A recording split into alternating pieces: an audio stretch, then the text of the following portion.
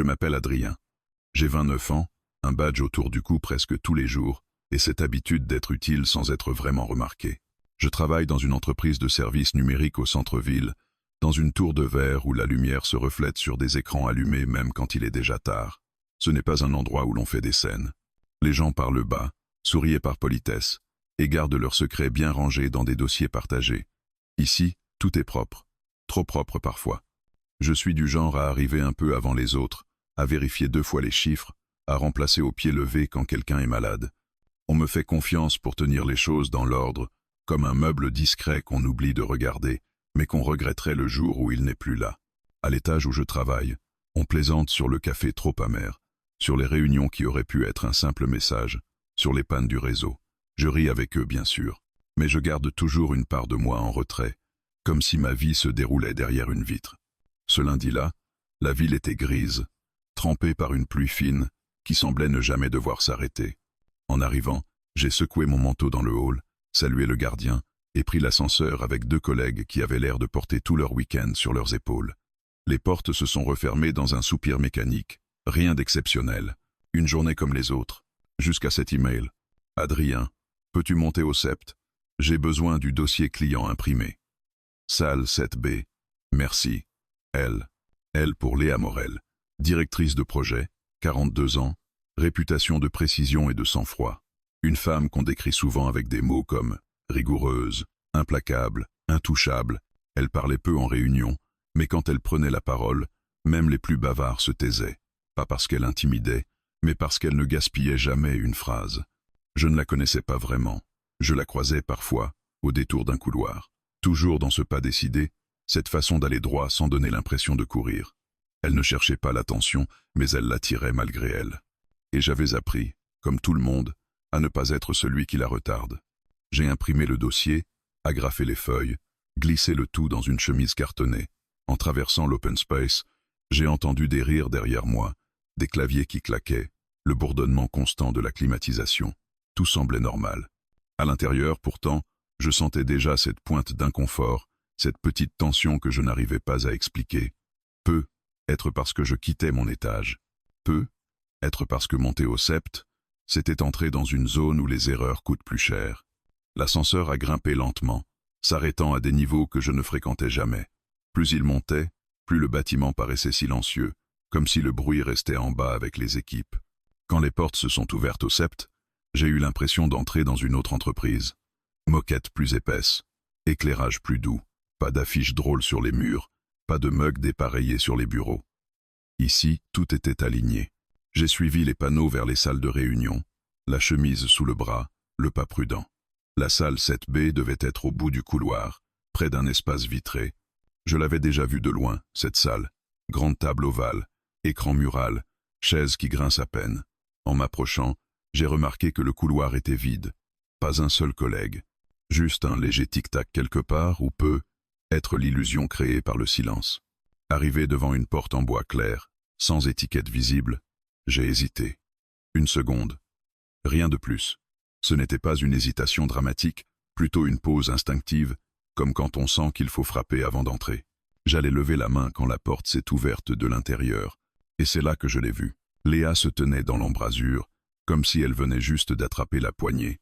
Ses cheveux, d'ordinaire strictement attachés, étaient défaits, tombant en vagues légères sur ses épaules. Elle portait un chemisier clair, mais pas celui, impeccable, qu'elle avait en réunion le matin. Celui-ci avait l'air d'avoir été enfilé à la hâte, comme si elle avait manqué de temps. Ses yeux, eux, étaient ce qui frappait le plus.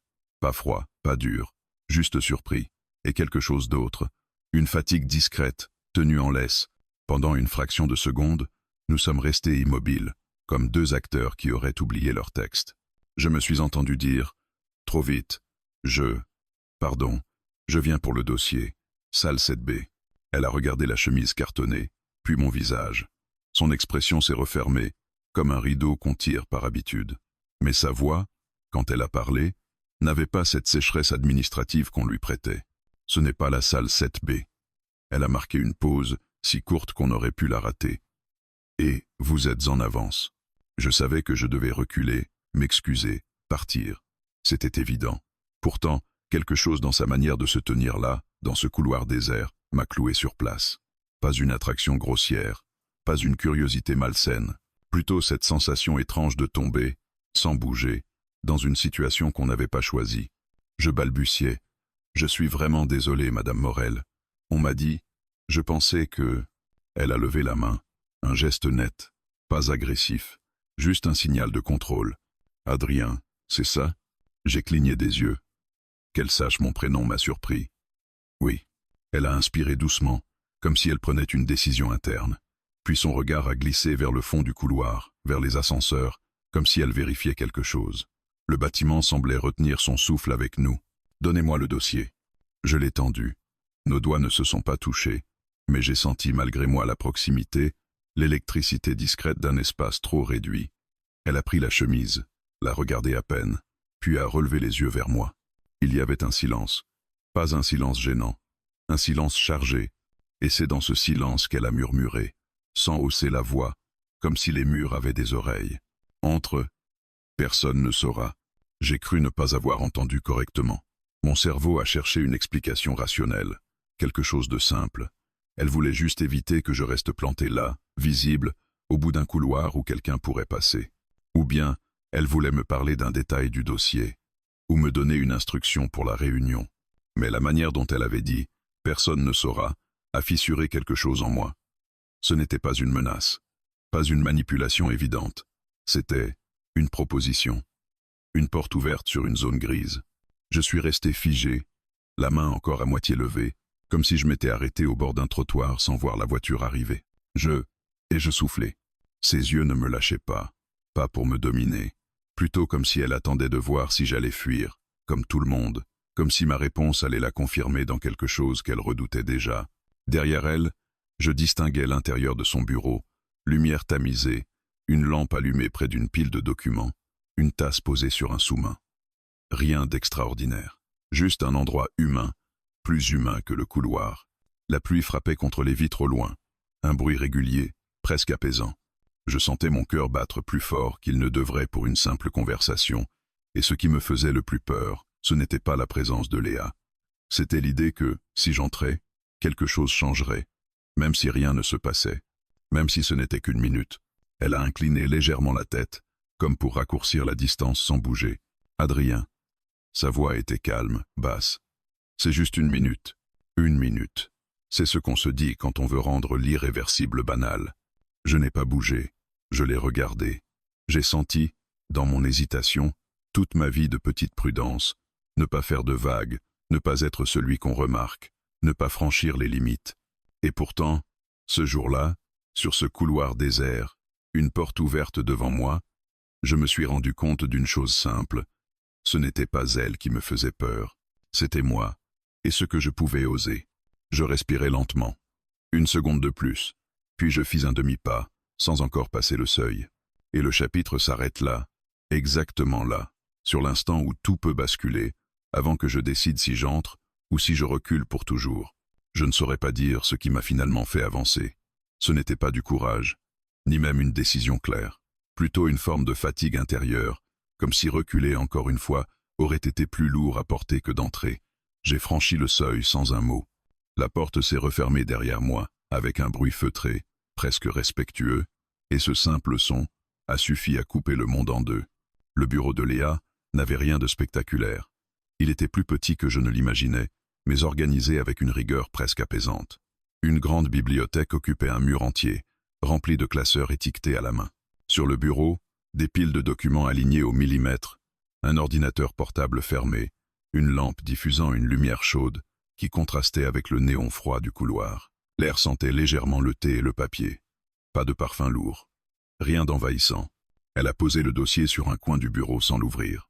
Puis elle s'est tournée vers moi, croisant les bras, non pas pour se protéger, mais comme quelqu'un qui cherche sa position dans une conversation délicate. « Vous pouvez vous asseoir si vous voulez », a-t-elle dit.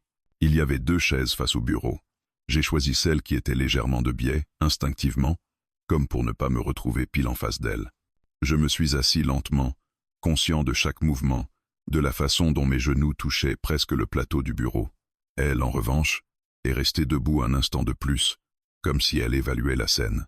Puis elle s'est finalement assise à son tour, Le silence qui s'est installé n'était plus le même que dans le couloir. Il était plus dense, mais moins tendu. Un silence intérieur. Celui qu'on partage quand on sait qu'on a déjà franchi une limite invisible, même si rien n'a encore été dit. Je tiens à être clair, a-t-elle commencé, sa voix posée. Ce que je viens de dire, ce n'était pas une invitation à quoi que ce soit d'inapproprié. Je me suis redressé légèrement. Je comprends. Elle m'a regardé attentivement, comme pour vérifier que je disais vrai. Bien. Elle a marqué une pause, puis ajouté. J'avais simplement besoin de 5 minutes sans interruption. Et vous étiez déjà là. La phrase était rationnelle, logique. Pourtant, elle n'expliquait pas tout. Pas la manière dont elle avait murmuré. Pas ce regard, dans le couloir, qui n'était ni strict ni détaché. Je hochai la tête, me raccrochant à cette version simple. Je peux repartir, si vous préférez. Elle a esquissé un sourire presque imperceptible. Vous êtes déjà ici. Puis, comme si elle s'en voulait d'avoir dit cela, elle a ajouté. Et de toute façon, j'avais besoin de vous parler du dossier. Section. Elle a ouvert la chemise cartonnée et a feuilleté les pages. Ses gestes étaient précis, maîtrisés, mais j'ai remarqué quelque chose de nouveau, une légère lenteur, comme si elle cherchait ses mots autant que les chiffres imprimés. Elle m'a posé une question sur un point technique, un détail que j'avais vérifié 2 fois avant d'imprimer. J'ai répondu, soulagé de revenir sur un terrain familier. Pendant quelques minutes, nous avons parlé travail, tableau, délai, ajustement possible. Sa voix avait repris ce ton professionnel que je lui connaissais de loin. J'aurais presque pu oublier la scène du couloir, si ce n'était pas cette sensation persistante d'être vu autrement, pas comme un simple exécutant. Vous êtes très méticuleux, a-t-elle dit en relevant les yeux de la feuille. Peu de gens prennent le temps de vérifier ce genre de choses. Je sentis une chaleur me monter au visage. J'essaye de bien faire. Elle a hoché la tête, pensive. Ça se voit. Le compliment était simple, mais venant d'elle, il avait un poids inattendu. Je me suis rendu compte que c'était peu, être la première fois qu'elle me regardait vraiment, au-delà de mon rôle. Elle a refermé le dossier et l'a poussé légèrement sur le côté. Le travail semblait soudain secondaire. Elle s'est adossée à sa chaise, croisant les jambes, et a laissé échapper un soupir discret, pas un soupir d'agacement. Plutôt celui de quelqu'un qui relâche enfin la tension. Vous savez, a-t-elle dit après un moment, il y a des journées où on n'a pas envie d'être celle que tout le monde attend. Je ne savais pas quoi répondre. Cette phrase n'appelait pas une solution, ni un avis. Elle était simplement là, offerte. J'imagine. Et je dis doucement. Elle a souri. Mais ce sourire n'était pas destiné à moi. Il semblait tourner vers elle-même, comme un aveu silencieux. Tout le monde pense que parce qu'on a un certain poste, tout est clair, décidé. Mais parfois, elle s'est interrompue, cherchant ses mots. Parfois on se sent enfermé dans une version de soi qu'on n'a pas choisie consciemment. Je l'écoutais sans l'interrompre. Chaque mot semblait calculé, mais sincère. Je sentais qu'elle ne parlait pas souvent ainsi. Pas ici, pas à quelqu'un comme moi. Et vous? A-t-elle demandé soudain. Vous ne vous êtes jamais senti, en dehors de votre propre rôle? La question m'a surpris. Je n'avais pas prévu de parler de moi, encore moins dans ce bureau. Pourtant, les mots sont sortis avant que je ne les filtre. Tout le temps, ai-je admis. J'ai l'impression d'être fonctionnel, utile, mais interchangeable. Elle m'a regardé plus intensément. Interchangeable? J'ai haussé les épaules. Il y a toujours quelqu'un d'autre qui pourrait faire ce que je fais. Peut être un peu différemment, mais ça ne changerait pas grand-chose. Elle est restée silencieuse un instant, puis elle a secoué doucement la tête. Je ne suis pas d'accord. Cette réponse m'a déstabilisé. Vous ne me connaissez pas vraiment. Peut être, a-t-elle répondu. Mais je reconnais certaines choses. La façon dont vous entrez dans une pièce sans vouloir la prendre. La façon dont vous observez avant de parler. Elle a esquissé un sourire. Ce n'est pas si courant. Je ne savais plus où poser les yeux. Sur le bureau, sur mes mains, sur elle. La pièce semblait plus petite, non par manque d'espace, mais par concentration. Chaque mot comptait. Un bruit lointain a traversé le mur, quelqu'un qui riait dans le couloir, des pas rapides, un ascenseur qui sonnait. La réalité n'était pas loin. Et pourtant, elle semblait suspendue. Adrien, a-t-elle dit plus doucement, je veux que vous compreniez quelque chose. Ce qui se passe ici. Elle a fait un geste vague autour d'elle. Ce n'est pas un jeu, et ce n'est pas dangereux non plus. C'est juste humain. Je l'ai regardée, cherchant à lire ce qu'elle n'exprimait pas. Et si quelqu'un? Personne n'a besoin de savoir, a-t-elle répondu sans hésiter. Puis, se reprenant, tant que rien ne dépasse ses murs. Il n'y avait pas de menace dans sa voix. Juste une limite clairement posée. Étrangement, cette limite me rassurait plus qu'elle ne m'inquiétait. Elle s'est levée, a fait quelques pas jusqu'à la fenêtre, regardant la pluie tomber sur la ville en contrebas. Son dos me faisait face, mais je sentais qu'elle n'était pas loin. Pas vraiment. Vous pouvez partir maintenant si vous voulez, a-t-elle dit, ou rester encore un peu. C'était dit sans pression, sans attente visible. Un choix réel. Je suis resté assis. Pas par défi, pas par désir mal placé, simplement parce que, pour la première fois depuis longtemps, je n'avais pas l'impression d'être invisible. Elle s'est retournée, a croisé mon regard. Il y avait là quelque chose de nouveau, pas une promesse, pas une certitude. Juste la reconnaissance silencieuse que nous savions tous les deux que cette minute s'étirait déjà au-delà de ce qu'elle devait être. Et dans ce bureau fermé, derrière cette porte que j'avais choisi de franchir, je comprenais peu à peu que le vrai secret n'était pas ce que nous faisions, c'était ce que nous commencions à nous permettre de ressentir. Quand je suis ressorti de son bureau ce soir-là, le couloir m'a semblé différent. Pas plus long, pas plus étroit, simplement plus réel. Comme si chaque pas résonnait un peu trop fort, comme si les murs avaient enregistré quelque chose que je n'étais pas sûr d'assumer. Je n'ai croisé personne en rejoignant l'ascenseur, et pourtant, j'avais l'impression d'être observé. Non pas par les autres, mais par moi-même. Les jours qui ont suivi ont repris leur rythme habituel. Les réunions, les messages, les dossiers urgents, qui deviennent obsolètes dès le lendemain. À l'extérieur, rien n'avait changé. À l'intérieur, en revanche, quelque chose s'était déplacé. Pas une certitude, plutôt une question persistante, tapie derrière chaque tâche anodine. Je la voyais parfois passer devant mon bureau, entourée de collaborateurs, son visage fermé par la concentration. Elle ne me regardait pas, ou du moins pas de manière visible, et c'était peu, être cela le plus troublant. Cette retenue parfaite, cette capacité à effacer toute trace de ce qui avait eu lieu derrière la porte. Pourtant, je sentais sa présence même quand elle n'était pas là. 2 jours plus tard, un message est apparu sur mon écran en fin d'après-midi. « Pouvez-vous monter quand vous aurez un moment ?» Elle, pas de salle indiquée cette fois. Mon estomac s'est noué sans que je comprenne pourquoi. J'ai répondu simplement « J'arrive ». Le trajet jusqu'au Sept m'a paru plus long que la première fois. Cette fois, je savais où j'allais, et cette certitude me rendait nerveux. En sortant de l'ascenseur, j'ai pris le temps de respirer, de ralentir, comme pour reprendre le contrôle sur une situation qui me glissait déjà entre les doigts. La porte de son bureau était entr'ouverte. Elle était assise à son bureau, concentrée sur son écran. Elle a levé les yeux quand j'ai frappé doucement. « Entres ». Cette fois, elle n'a pas murmuré. Le ton était neutre, presque administratif. Et pourtant, dès que la porte s'est refermée derrière moi, j'ai senti que quelque chose n'était pas tout à fait pareil. « Asseyez-vous », a-t-elle dit en désignant la chaise. Comme la dernière fois, je me suis exécuté. Elle a pris quelques secondes avant de parler, le regard fixé sur une ligne invisible entre nous. « Je veux m'assurer que vous êtes à l'aise avec ce qui se passe », a-t-elle commencé. « Pas seulement ici, mais dans votre travail. » Je fronçai légèrement les sourcils. « Je le suis. » Elle m'a observé attentivement. « Répondez-moi honnêtement, pas comme vous pensez que je voudrais l'entendre. » La demande m'a désarmé. Honnêtement, je suis un peu perdu. Elle a hoché la tête, comme si elle s'y attendait. Moi aussi. Le mot est resté suspendu entre nous. Elle ne s'est pas justifiée, ne l'a pas repris. Elle l'a simplement laissé exister. « Vous savez ce qui est le plus difficile dans ma position ?» a-t-elle repris. « Ce n'est pas la pression, ni les décisions. C'est le fait que personne ne me parle jamais sans arrière-pensée. » Je n'ai pas répondu tout de suite.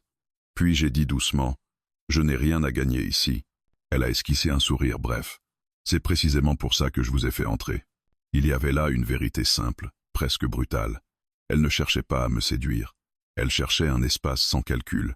Et, malgré moi, j'étais devenu cet espace. « Quand vous m'avez parlé de vous, » a-t-elle continué, « de cette sensation d'être interchangeable, j'ai reconnu quelque chose. Pas chez vous, chez moi. » Elle s'est levée, a fait quelques pas dans la pièce. Pas pour fuir, mais pour penser. J'ai passé des années à me construire une place, à prouver, à ne jamais laisser paraître le moindre doute. Et aujourd'hui, elle s'est arrêtée près de la bibliothèque. Aujourd'hui, j'ai parfois l'impression d'avoir disparu derrière le rôle. Je la regardais, conscient d'assister à quelque chose de rare. Elle ne se plaignait pas, elle constatait. Et cette lucidité était plus fragile que n'importe quelle émotion débordante. Et quand je vous ai vu dans le couloir, a-t-elle ajouté, hésitant, j'ai compris que vous étiez comme moi, à la frontière. Le mot m'a frappé. La frontière. Entre rester à sa place et oser un pas de côté, entre sécurité et vérité. Je ne veux pas que vous pensiez que je vous mets dans une situation impossible, a-t-elle dit, revenant s'asseoir. Si à un moment vous voulez que ça s'arrête, et si je ne veux pas, ai-je demandé avant de réfléchir. Elle m'a regardé, surprise. Pas choquée, surprise de ma franchise.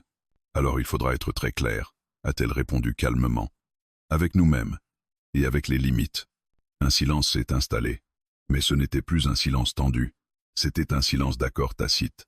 Celui où l'on sait que quelque chose est en train de se construire, même si on ne sait pas encore quoi.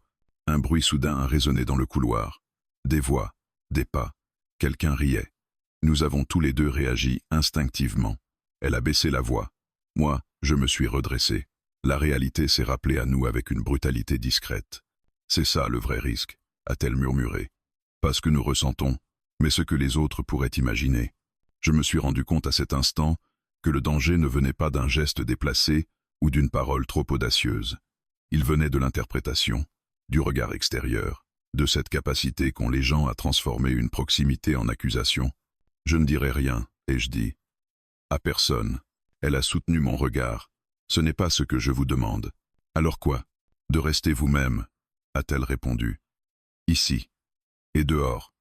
Sans jouer un rôle pour me protéger. La demande était plus lourde que le silence. Elle impliquait une forme de courage que je n'étais pas sûr de posséder. Être discret, je savais faire. Être vrai, sans me cacher derrière la prudence, c'était autre chose. Elle a regardé l'heure, puis s'est levée. Nous devrions nous arrêter là pour aujourd'hui. Je me suis levé aussi. Le moment semblait fragile, comme une vitre fine qu'un mot de trop pourrait fissurer. Arrivé à la porte, j'ai hésité à parler. Puis je me suis retourné. Léa, elle a levé les yeux. Oui, merci. De ne pas m'avoir traité comme un simple passage. Elle a souri, pas le sourire professionnel. Un sourire fatigué, mais sincère. Merci à vous de ne pas m'avoir réduite à une fonction. Je suis sorti. Cette fois, je n'ai pas regardé derrière moi. Dans l'ascenseur, en descendant, j'ai réalisé que ce qui nous liait ne tenait pas à ce que nous faisions ou dirions plus tard. Cela tenait à ce que nous avions déjà compris l'un de l'autre, sans l'exprimer clairement. Et je savais, sans pouvoir encore l'admettre pleinement, que ce non-dit serait plus difficile à porter que n'importe quelle vérité prononcée à voix haute. À partir de cette semaine-là, j'ai commencé à remarquer des choses que j'aurais probablement ignorées auparavant. Des détails minuscules, presque insignifiants, mais qui, mis bout à bout, formaient un tableau troublant. Un regard qui s'attarde un peu trop longtemps. Une conversation qui s'interrompt quand je m'approche. Un sourire qui disparaît aussitôt qu'il est surpris. Au début, je me suis dit que je devenais paranoïaque, que tout cela n'était que le prolongement de mes propres interrogations projetées sur les autres. Mais très vite, la répétition a rendu l'évidence difficile à nier. Dans l'open space, Camille m'a lancé un regard interrogateur en me voyant ranger mes affaires plus tôt que d'habitude. « Tu montes encore au 7e ?» a-t-elle demandé d'un ton faussement léger. J'ai haussé les épaules. On m'a demandé un suivi sur un dossier. Elle a hoché la tête, mais son sourire avait quelque chose de tendu, pas malveillant, curieux. Et cette curiosité, là, je l'ai sentie se propager. Les choses n'étaient jamais dites frontalement. Elles glissaient entre les lignes, dans les silences, dans les sous-entendus. Quelqu'un a plaisanté un midi sur ceux qui ont leurs entrées chez la direction. Un autre a évoqué, sans me regarder, le fait que certaines opportunités arrivaient plus vite pour certains profils. Personne ne prononçait de nom. Et pourtant, chaque phrase semblait flotter un peu trop près de moi. Avec Léa, tout avait changé en public. Elle était devenue irréprochable, plus distante encore qu'avant. En réunion, elle ne me regardait pas plus longtemps que les autres. Ses remarques à mon égard étaient strictement techniques, formulées avec une neutralité parfaite. À la machine à café, si nous nous croisions, elle se contentait d'un hochement de tête poli, comme si notre histoire commune se limitait à un organigramme. Cette retenue aurait dû me rassurer. Elle faisait exactement ce qu'il fallait pour éviter toute interprétation. Pourtant, elle me faisait l'effet inverse. Chaque absence de regard était un rappel silencieux de ce qui devait rester caché. Un soir, alors que je terminais un rapport tard, j'ai levé les yeux de mon écran et aperçu sa silhouette au bout du couloir. Elle marchait vite, téléphone à l'oreille, les sourcils légèrement froncés. Elle ne m'a pas vu, ou a fait semblant de ne pas me voir. Et pour la première fois, j'ai ressenti un pincement inattendu. Pas de frustration, une inquiétude sourde. Comme si le poids ne reposait pas sur moi. 2 jours plus tard, La tension a pris une autre forme. Lors d'une réunion transversale, un chef d'équipe que je connaissais à peine a remis en question un chiffre que j'avais présenté, pas agressivement, avec ce ton faussement curieux qu'on utilise quand on veut tester quelqu'un. Tu es sûr de cette projection? Ça me paraît optimiste. J'ai expliqué calmement la méthodologie, les marges d'erreur, les hypothèses. Il a hoché la tête, mais son regard est brièvement passé de moi à Léa, puis est revenu vers moi, comme s'il cherchait quelque chose, une confirmation ou une faille. Léa est intervenue, posément. Les chiffres sont justes. J'ai validé l'approche. La phrase était factuelle, professionnelle, mais elle a suffi à figer la salle. Le chef d'équipe a souri, levé les mains en signe d'apaisement. Dans ce cas, rien à redire. La réunion a continué. Mais l'atmosphère avait changé. À la pause, Jordan m'a rejoint près des fenêtres. T'as senti, toi aussi? Quoi donc? Cette façon qu'il avait de te regarder. Comme s'il cherchait à comprendre pourquoi toi. Je n'ai pas répondu tout de suite. Peut être qu'il cherchait juste une explication. Jordan a haussé les épaules. Peut être, mais fais gaffe. Les gens aiment bien les histoires simples. C'est cette phrase qui m'a suivi toute la journée. Les histoires simples. Dans un bureau, elles sont souvent cruelles. Un raccourci, une cause évidente pour expliquer ce qui dérange. Ce soir-là, en rentrant chez moi, je n'ai pas réussi à me détendre. J'ai laissé mon ordinateur allumé sans vraiment travailler, repensant au regard, au silence, aux micro-tensions. Et pour la première fois, j'ai envisagé sérieusement une possibilité que je m'étais refusée jusque-là. Et si ce lien, aussi discret soit-il, lui coûtait plus qu'à moi? Le lendemain, j'ai reçu un message de Léa, en fin d'après-midi. Pouvez-vous passer un instant avant de partir? Pas d'heure, pas de précision, juste cette demande. Quand je suis monté, j'ai trouvé son bureau dans une semi-obscurité. La lampe était allumée, mais les lumières principales éteintes. Elle était debout près de la fenêtre, dos à la porte. Fermez, s'il vous plaît. Je l'ai fait. Elle s'est retournée lentement. Son visage était fermé, mais pas dur, fatigué. Les choses commencent à se voir, a-t-elle dit sans détour. Mon estomac s'est noué. À se voir comment? Pas ce que vous pensez, a-t-elle répondu. Pas des faits, des suppositions. Et les suppositions sont souvent plus dangereuses que la réalité. Elle a passé une main sur son front, comme pour chasser une pensée. On m'a posé des questions, indirectement, sur mes choix, sur certaines décisions récentes. Je l'ai regardée, cherchant à mesurer l'ampleur de ce qu'elle me disait. À propos de moi, pas explicitement. Mais vous étiez sous-entendu. Le mot est tombé lourdement. Je suis désolé, ai-je murmuré. Elle a relevé la tête, presque agacée. Ne vous excusez pas. Vous n'avez rien fait de mal. Alors pourquoi est-ce que j'ai l'impression que tout repose sur vous? Elle m'a observé longuement, comme si elle pesait ses mots. Parce que c'est souvent comme ça. Quand on est à ma place, les liens sont tolérés tant qu'ils restent abstraits. Dès qu'ils deviennent humains, on vous les reproche. Le silence s'est installé. Un silence plus grave que les précédents. Je pourrais prendre mes distances. Ai-je proposé? Complètement. Si ça peut vous protéger. Elle a secoué la tête. Ce serait la solution la plus simple.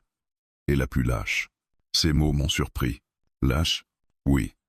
Parce que ce serait céder à un récit que nous n'avons pas écrit. Et je refuse ça. Elle s'est approchée du bureau, s'y est appuyée, les mains à plat. Je ne veux pas que vous disparaissiez de mon champ de vision pour rassurer des gens qui ne savent rien. J'ai senti une chaleur étrange m'envahir. Pas de triomphe, de responsabilité. Alors qu'est-ce qu'on fait? Ai-je demandé. Elle a pris une inspiration profonde. On continue. Normalement, professionnellement, mais lucidement, en sachant que chaque geste sera observé. Et nous? Elle m'a regardé droit dans les yeux. Nous. Restons ce que nous sommes. Sans provoquer. Sans nier. Mais sans nous effacer non plus. C'était une ligne fine. Dangereusement fine. Quand je suis ressorti de son bureau ce soir-là, je n'ai plus eu l'impression d'avoir franchi un seuil intime. J'avais l'impression d'entrer dans une zone d'exposition. Les regards autour n'étaient plus imaginaires. Ils étaient là. Discrets, patients. Et je comprenais désormais que le vrai conflit ne serait pas entre Léa et moi. Il serait entre ce que nous savions être juste et ce que les autres étaient prêts à croire. La pression n'est pas arrivée d'un seul coup. Elle s'est installée comme une brume, lente et persistante, jusqu'à rendre l'air difficile à respirer. Les jours suivants, tout semblait normal à première vue. Les réunions se tenaient, les projets avançaient, les échéances étaient respectées. Et pourtant, sous cette façade bien huilée, quelque chose grinçait. Je le sentais dans ma façon d'entrer dans une pièce, dans ce réflexe nouveau de balayer l'espace du regard avant de m'asseoir, dans cette retenue calculée, presque maladroite, quand Léa était présente. Nous faisions attention, trop attention, peu, être. Chaque mot était pesé, chaque interaction calibrée pour ne laisser aucune prise. Mais le regard des autres ne s'émoussait pas. Un matin, alors que je préparais une présentation, mon responsable direct est venu s'appuyer contre le bord de mon bureau. Il avait ce ton faussement détendu qu'on adopte quand on veut faire passer un message sans l'assumer pleinement. « Dis-moi, Adrien, comment ça se passe avec le projet du 7e? »« Bien, » ai-je répondu. « Les livrables sont dans les temps. »« Oui, j'ai vu ça. » Il a hésité, puis ajouté. « Léa te suit de près, non ?» La question était banale, mais son timing ne l'était pas. Elle supervise, comme pour les autres projets transversaux. Il a hoché la tête, sans insister.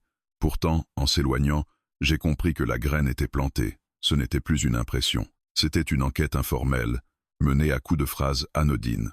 Ce soir-là, je suis resté tard. Pas pour prouver quoi que ce soit, simplement parce que le bureau, vide, me paraissait plus sûr. Les néons bourdonnaient doucement, et la pluie tambourinait encore contre les vitres.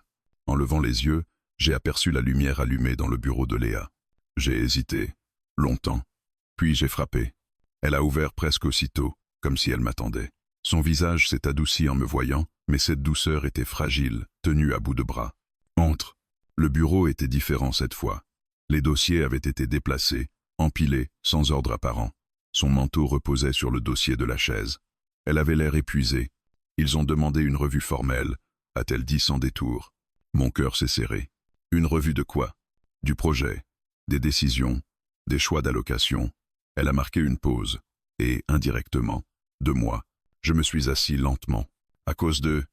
nous, elle a fermé les yeux un instant. À cause des rumeurs, à cause de ce que certaines personnes préfèrent imaginer plutôt que comprendre. Elle s'est approchée de la fenêtre, a regardé la ville en contrebas.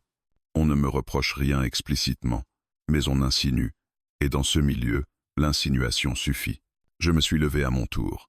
Je peux parler. Dire que tout est professionnel, que je n'ai bénéficié d'aucun traitement particulier. Elle s'est retournée vivement. Non. Le ton était plus ferme que je ne l'avais jamais entendu. Si vous faites ça, vous alimentez le feu. Vous devenez une pièce du récit qu'ils veulent écrire. Alors on fait quoi? Ai-je demandé, la voix plus basse. Elle m'a observé longuement. Il y a une option. La plus sûre. Je savais déjà laquelle. Je peux vous retirer du projet, a-t-elle poursuivi. Confier le pilotage à quelqu'un d'autre. Ça calmerait les choses. Rapidement. Le mot retirer a résonné comme une défaite. Et vous? Moi, je tiendrai. J'ai déjà tenu dans des contextes pires. Je l'ai regardé vraiment. Les cernes sous ses yeux, la tension dans ses épaules. Ce n'est pas juste pour vous. Ce n'est jamais juste, Adrien. Le silence est tombé, lourd.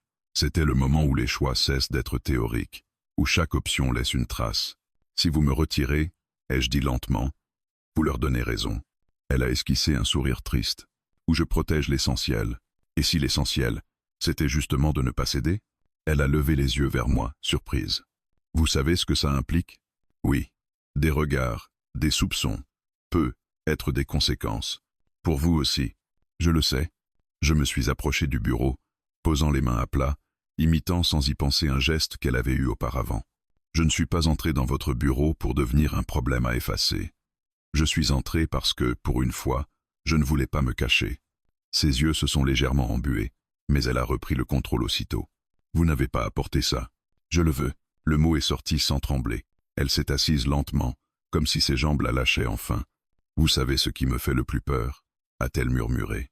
Ce n'est pas la revue, ce n'est pas la hiérarchie. C'est l'idée de devoir prétendre que ce lien n'a aucune valeur. Je me suis assis en face d'elle. Alors ne prétendons pas. Mais soyons irréprochables. Elle a hoché la tête, réfléchissant. La revue aura lieu vendredi. Ils vont tout passer au crible. Nous serons prêts. Elle a esquissé un sourire, cette fois plus franc. Vous êtes en train de me dire que vous êtes prêt à être scruté, jugé, peut être sacrifié, pour un lien qui n'a même pas de nom. Oui. Le mot a résonné comme une promesse. Nous avons passé les heures suivantes à revoir les dossiers, les chiffres, les décisions. Chaque ligne était une arme potentielle. Chaque justification devait être solide. Le travail nous a absorbés, mais quelque chose avait changé. Il n'y avait plus cette hésitation fragile. Il y avait une détermination calme. À un moment tard dans la nuit, elle a posé sa main sur la mienne. Pas longtemps. Juste assez pour dire merci sans le prononcer. Je n'ai pas bougé, je n'ai pas serré, j'ai simplement été là. Quand je suis parti, le bâtiment était presque plongé dans l'obscurité. En descendant les escaliers, j'ai senti le poids du risque s'installer pleinement. Ce n'était plus une abstraction, c'était une réalité à affronter. Mais pour la première fois depuis longtemps, je n'avais pas envie de fuir. Je savais que le lendemain apporterait son lot de questions, de doutes, peut-être de pertes. Pourtant, une certitude s'était imposée. Quoi qu'il arrive, je n'aurais pas à me demander ce que j'aurais fait si j'avais osé. Le risque n'était plus seulement de rester. Le vrai risque aurait été de partir. Le vendredi est arrivé sans fracas.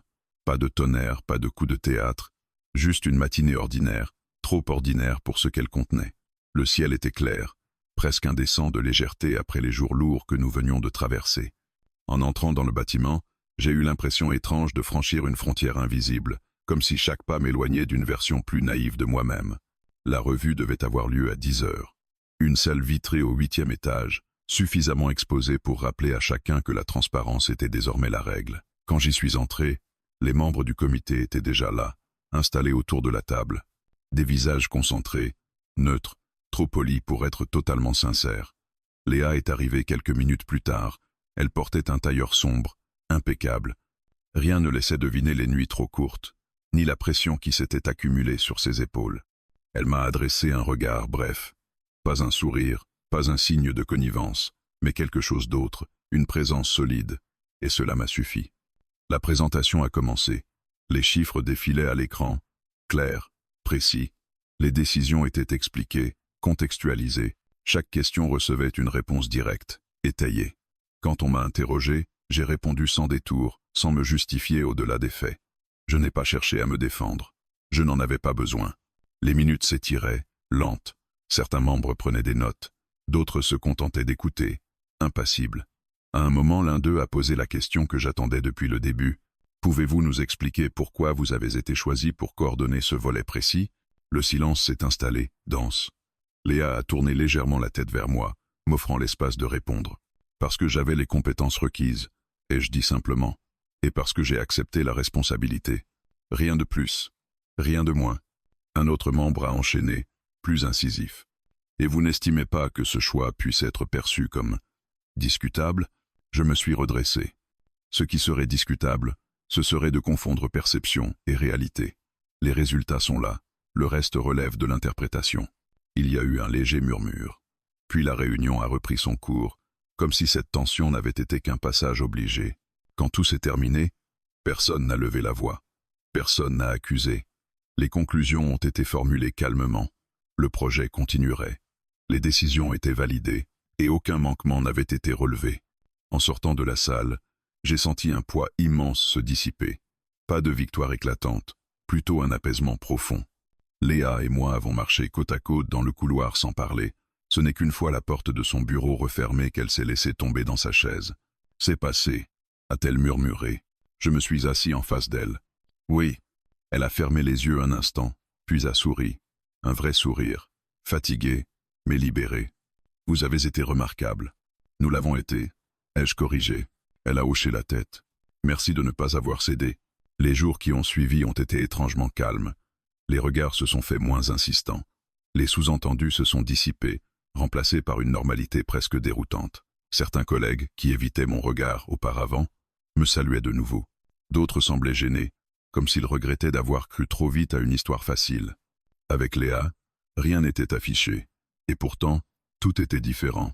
Nous continuions à travailler ensemble, avec la même rigueur. En public, rien n'avait changé. En privé, il y avait cette compréhension tacite, cette confiance qui ne demandait plus à être prouvée. Nous n'avions pas besoin de nous voir souvent. Un échange de regards suffisait parfois à dire l'essentiel.